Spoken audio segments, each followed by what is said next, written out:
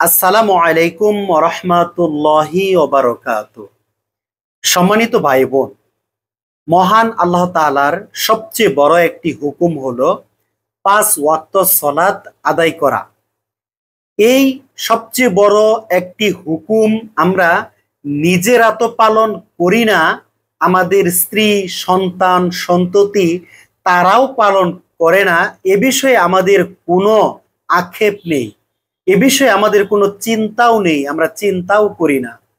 আমাদের জীবন থেকে এক ওয়াক্ত সালাত ছুটে গেল, এটা নিয়ে আমার তেমন কোনো পেরেশানি বা তেমন কোনো আমি চিন্তিত হই না, কারণ এই সালাতকে আমি তেমন কোনো কিছু মনে করি না। 5 ওয়াক্ত সালাত আদায় করাকে আমরা এমন নরমাল মনে করি যে আমি মন চাইলো আদায় করলাম, আবার মন চাইলো না আদায় করলাম না। ব্যাপারটা কিন্তু এরকম নয়।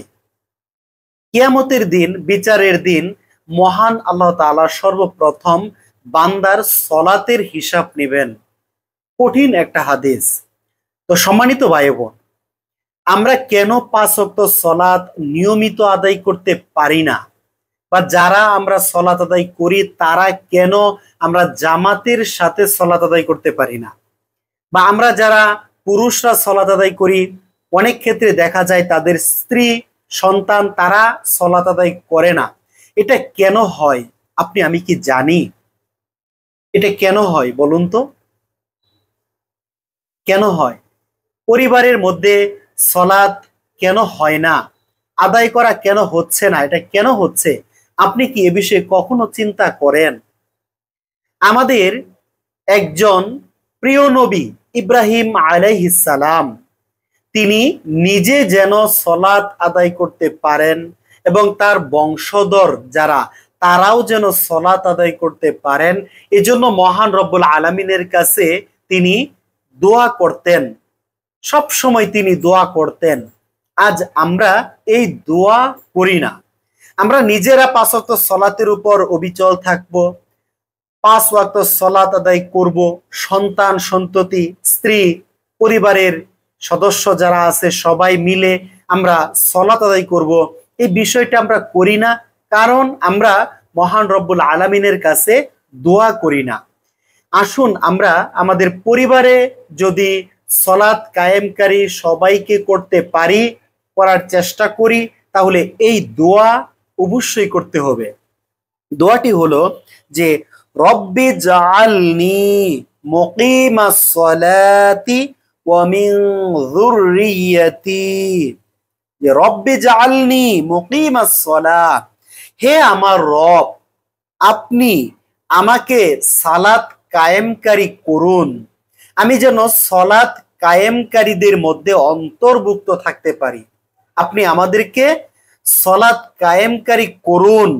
ওয়া মিন যুররিয়াতি, এবং আমার সন্তান, সন্ততি, আমার স্ত্রী, বাবা মা, ভাই বোন, আত্মীয় স্বজন, বংশধর যারা আছে তারাও যেন সালাত কায়েমকারী হয়। আপনি এই দোয়া কবুল করুন। আমি যে দোয়া করতেছি দোয়া কবুল করুন।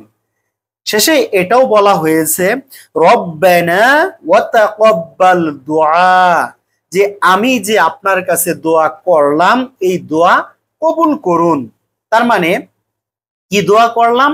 আমি যেন 5 ওয়াক্ত সালাত আদায় করতে পারি, আমার সন্তান সন্ততি যেন 5 ওয়াক্ত সালাত আদায় করতে পারে, আমার স্ত্রী যেন সালাত আদায় করতে পারে, আমার বাবা মা, ভাই বোন, আমার আত্মীয় স্বজন, বংশধর যারা আছে প্রত্যেকেই যেন সলাত কায়েমকারী হয়।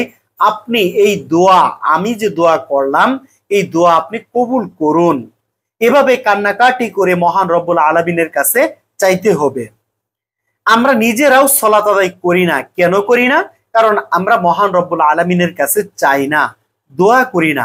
এজন্য সবচেয়ে বেশি পরিমাণে নিজের জন্য দোয়া করতে হবে, বাবা মার জন্য দোয়া করতে হবে, ভাই বোন যেন সলাত কায়েমকারী হয় তাদের জন্য দোয়া করতে হবে, স্ত্রীর জন্য দোয়া করতে হবে, সন্তান সন্ততির জন্য অবশ্যই অবশ্যই আমার আপনার দোয়া করতে হবে। এভাবে আমি আপনি যদি মহান রব্বুল আলামিনের কাছে বেশি পরিমাণে দোয়া করতে পারি, অবশ্যই আমি সহ আমার পরিবারের সদস্য যারা আছে প্রত্যেকেই সালাত কায়েমকারীদের মধ্যে অন্তর্ভুক্ত হবে। এই দোয়া মহান রব্বুল আলামিন অবশ্যই কবুল করবেন। তাই আসুন আমরা এই দোয়া সবচেয়ে বেশি পরিমাণে করি। দোয়াটি হলো যে রব্বি জাআলনি মুকিমাস সালাতি ওয়া মিন যুররিয়াতি রব্বানা ওয়া তাকাব্বাল দুআ। এই দোয়াটি আপনি কোরআনুল কারীমের 14 নম্বর সূরা সূরাতুল ইব্রাহিম এর 40 নম্বর আয়াতের মধ্যে পেয়ে যাবেন। দোয়াটি খুব অর্থসহ মুখস্থ করুন। প্রতিদিন এই দোয়াটি মহান রব্বুল আলামিনের কাছে করুন। সব সময়, সকাল, দুপুর, বিকাল, সন্ধ্যা, রাত, যখনই সময় পাবেন তখনই এই দোয়া বেশি পরিমাণে করুন, যাতে করে আমরা সালাত কায়েমকারী হতে পারি। আল্লাহ তাআলা আমাদেরকে 5 ওয়াক্ত সালাত জামাতের সাথে, খুশু খুজুর সাথে, আল্লাহ তাআলার ভয়ের সাথে, একাগ্রতার সাথে, মনোযোগ সহকারে আদায় করার তৌফিক দান করুন। আমিন ইয়া রব্বাল আলামিন।